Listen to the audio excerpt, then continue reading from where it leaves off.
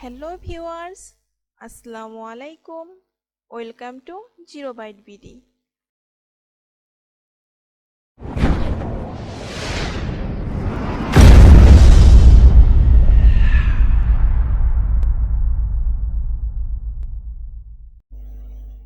গত পর্বে আমরা আমাদের প্রো-ফ্রি হোস্ট অ্যাকাউন্টে ওয়ার্ডপ্রেস ইনস্টল করা শিখেছিলাম এবং আজকের পর্বে আমরা আমাদের ড্যাশবোর্ডের সাথে পরিচিত হব। তো সর্বপ্রথম আমরা আমাদের ড্যাশবোর্ডে চলে যাব। দেন আমরা হোম নামে একটি আইকন দেখতে পাবো। হোম আইকন থেকে ভিজিট সাইটে ক্লিক করে আমরা আমাদের ওয়েবসাইটটি ভিজিট করতে পারবো। এটি হচ্ছে আমাদের ওয়েবসাইট। এরপর আপডেট অপশন থেকে আমরা আমাদের ওয়ার্ডপ্রেসের যাবতীয় আপডেটগুলো দেখতে পারবো। তো সর্বপ্রথম ওয়ার্ডপ্রেস আপডেট, এই অপশনটিতে আমাদের ওয়ার্ডপ্রেসের যে আপডেটগুলো সেগুলো দেখতে পারবো। এরপর প্লাগইন অপশন থেকে আমরা যখন আমাদের ড্যাশবোর্ডে প্লাগইন অ্যাড করব তখন সেই প্লাগইনের যে আপডেটগুলো থাকবে সেই আপডেটগুলো দেখতে পারবো। এরপর থিম অপশন, আমাদের ড্যাশবোর্ডে যখন থিম ইনস্টল করব দেন সেই থিমের যদি কোনো আপডেট প্রয়োজন হয় সেগুলো এখানে শো হবে।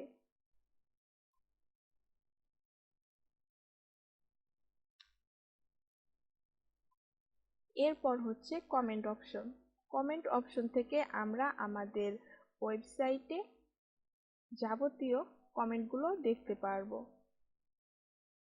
যেহেতু আমাদের এটি একটি নতুন ওয়েবসাইট সেই কারণে এখানে জাস্ট ডিফল্ট ভাবে একটি কমেন্ট শো করতেছে। এরপর হচ্ছে নিউ অপশন থেকে আমরা আমাদের ওয়েবসাইটের জন্য পোস্ট, মিডিয়া পেজ এবং ইউজার অ্যাড করতে পারবো। বাট আমরা যেহেতু বিগিনার্স বা নতুন সেহেতু আমরা এই মেনু অপশন থেকে এগুলো কাজ করা শিখব।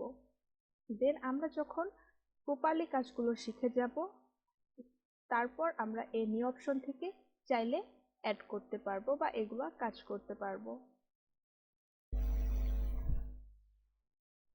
এরপর হচ্ছে একদম ডান পাশে অ্যাডমিন প্রোফাইল। আমরা এখান থেকে আমাদের অ্যাডমিন প্রোফাইলটি এডিট করতে পারবো। অ্যাডমিন প্রোফাইল এডিট করার জন্য আমরা এডিট প্রোফাইলে ক্লিক করব। অ্যাডমিন প্রোফাইলে ক্লিক করার পর এখানে আমাদের অ্যাডমিন প্রোফাইলটি ওপেন হয়ে যাবে। তো এখানে অ্যাডমিন কালার অর্থাৎ আমাদের এই অ্যাডমিন প্যানেলের কালারগুলো আমরা চাইলে এখান থেকে চেঞ্জ করে নিতে পারবো।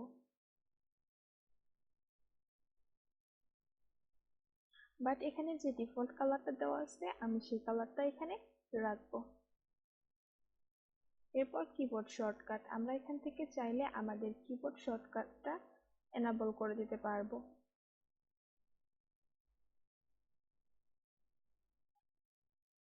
এরপর হচ্ছে টুলবার।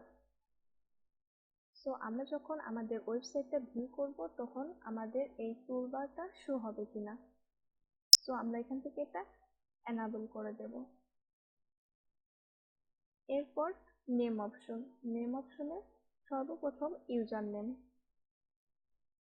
অর্থাৎ আমরা ওয়ার্ডপ্রেস ইনস্টল করার সময় যে ইউজার নেমটি দিয়েছিলাম সেই ইউজার নেমটি এখানে ডিফল্টভাবে ধরে নিয়েছে। বাট আমরা এখান থেকে এই ইউজার নেমটা চেঞ্জ করতে পারবো না। এরপর ফার্স্ট নেম, লাস্ট নেম, আমরা এখান থেকে আমাদের ফার্স্ট নেম এবং লাস্ট নেম দিয়ে দেব। এরপর হচ্ছে নিকনেম, আমরা এখানে আমাদের নিকনেমটা দিয়ে দিতে পারবো। নিকনেমের পর হচ্ছে ডিসপ্লে নেম হচ্ছে আমাদের অ্যাডমিন প্রোফাইলে যে নেমটা শো করবে সেটা হচ্ছে ডিসপ্লে নেম। আমরা এখান থেকে চাইলে আমাদের ডিসপ্লে নেমটা চেঞ্জ করে দিতে পারবো। এরপর কন্ট্যাক্ট ইনফোতে আমরা আমাদের ইমেল, ওয়েবসাইট দিয়ে দিতে পারবো। এরপর অ্যাবাউট ইউরসেলফে আমরা বায়োগ্রাফিক্যাল ইনফো দিয়ে দিতে পারবো। এরপর প্রোফাইল পিকচার, আমরা এখান থেকে আমাদের প্রোফাইল পিকচারটি অ্যাড করে নিতে পারবো। এরপর হচ্ছে অ্যাকাউন্ট ম্যানেজমেন্ট। অ্যাকাউন্ট ম্যানেজমেন্ট অপশনটি থেকে নিউ পাসওয়ার্ড অপশন থেকে আমরা চাইলে আমাদের পাসওয়ার্ডটি চেঞ্জ করে নিতে পারবো।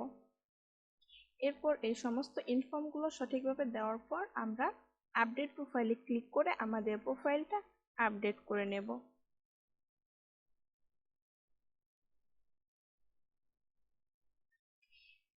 এরপর হচ্ছে লগ আউট অপশন, অর্থাৎ আমরা যদি আমাদের এখানে অন্য কোনো একটি ওয়ার্ডপ্রেস অ্যাকাউন্ট লগ ইন করতে চাই, সেক্ষেত্রে আমরা এই লগ আউট অপশন থেকে এই অ্যাডমিন প্যানেলটি লগ আউট করে দেন আমরা অন্য একটি ডাব্লিউপি অ্যাডমিন প্যানেল অ্যাড করতে পারবো। সো আমাদের টপ বারের এই অপশনগুলো দেখা শেষ। এখন আমরা আমাদের ড্যাশবোর্ডের এই পেজের সেকশনগুলো দেখব। তো সর্বপ্রথম যে সেকশনটি আসছে ওয়েলকাম টু ড্যাশবোর্ড, এখানে get started customize your site অথবা চেঞ্জ ইউর থিম কমপ্লিট এই অপশনটিতে ক্লিক করলে আমরা আমাদের ওয়েবসাইটটা ভিজিট করতে পারবো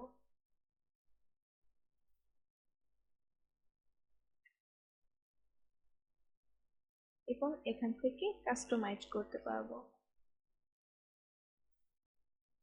এরপর হচ্ছে নেক্সট স্টেপে আমরা হচ্ছে right your first blog post, এখান থেকে আমরা ব্লগ পোস্ট লিখতে পারবো। অ্যাড অ্যান অ্যাবাউট পেজ, আমরা একাধিক পেজ অ্যাড করতে পারবো। Set up your home page, আমরা এখান থেকে হোম পেজ সেট আপ করতে পারবো। এরপর হচ্ছে ভিউ ইউর সাইট, আমরা এখান থেকে আমাদের সাইট ভিউ করতে পারবো। এরপর হচ্ছে মোর অ্যাকশনে হচ্ছে ম্যানেজ উইজেট, আমরা এখান থেকে উইজেট ম্যানেজ করতে পারবো। ম্যানেজ মেনুস, আমরা আমাদের মেনুগুলো এখান থেকে ম্যানেজ করতে পারবো। এরপর হচ্ছে কমেন্ট ম্যানেজমেন্ট করতে পারবো। এরপরের সেকশন হচ্ছে অ্যাক্টিভিটি সেকশন থেকে আমরা আমাদের ওয়েবসাইটের যাবতীয় কমেন্টগুলো দেখতে পারবো। এরপর হচ্ছে অ্যাট এ গ্ল্যান্স অপশনে আমরা আমাদের ওয়েবসাইটের যাবতীয় পোস্ট, পেজ এবং কমেন্ট দেখতে পারবো। এরপর হচ্ছে কুইক ড্রাফটে আমাদের কোনো প্রয়োজনীয় ডাটা বা তথ্য ড্রাফটে সেভ করে রাখতে পারবো। অর্থাৎ কোনো একটি কাজের সময় যদি আমাদের প্রয়োজনীয় কোনো তথ্য মনে পড়ে, তাহলে সেটি আমরা একটি টাইটেল লিখে আমাদের তথ্যটি সেভ ড্রাফটে ক্লিক করে সেভ করে রাখতে পারবো। এরপর হচ্ছে ওয়ার্ডপ্রেস ইভেন্টস অ্যান্ড নিউজ, এই অপশনটিতে ওয়ার্ডপ্রেসের কিছু তথ্য এবং ইভেন্টস দেওয়া আছে। এই অপশনটা আমাদের তেমন কোনো প্রয়োজন হবে না। সো এরপর আমরা যদি চাই আমরা এই অপশনগুলো এখানে রাখবো না, এই মেনু অপশন থেকেই এই কাজগুলো করব, তাহলে আমরা স্ক্রিন অপশনে ক্লিক করে দেন সর্বপ্রথম ওয়েলকাম, এই ওয়েলকামে এখানে টিক উঠিয়ে দেব, তাহলে আমাদের ওয়েলকাম সেকশনটা চলে যাবে। আর যদি আমরা এই অপশনগুলো এখানে রাখতে চাই তাহলে আমরা জাস্ট টিকটা দিয়ে দেব, তাহলে আবার আমাদের সেকশনটা এখানে চলে আসবে।